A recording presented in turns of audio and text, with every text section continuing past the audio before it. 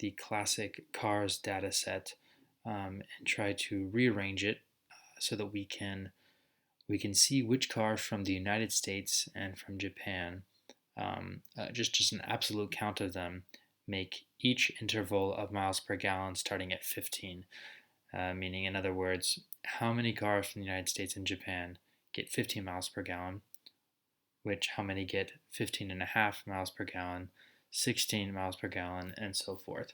Um, the reason that I'm using this as an example is just purely to show how powerful pivot tables can be. So let's go ahead and get started. We're going to highlight the entire table, go to our Insert tab, click on Pivot Table.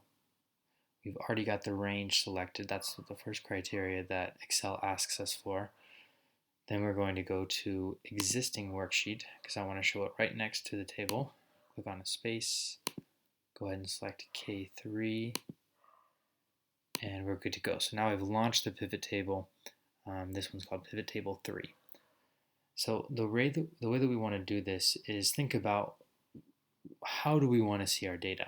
How do we want to look at the data in the new table? Well, what we're really looking for is the count of the cars, or that's the information we're looking for, is how many of the cars fit into our two criteria. So our first criteria is going to be miles per gallon, because we want to know how many cars get 15 or more, and of each interval, how many are there. So let's go ahead and deselect everything under 15. So now I've got all of our intervals after 15 for miles per gallon.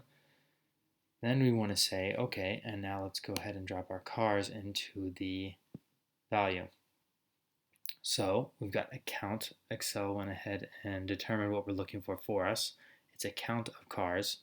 And so we know that for 15 miles per gallon, there are 16 cars. But we also had one other criteria we want to look at, and that is origin.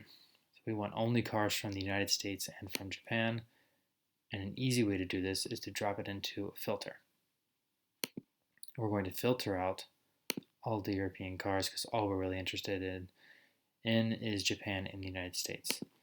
So now you have a pivot table that tells you that there are 16 cars from Japan and the United States that get 15 miles per gallon.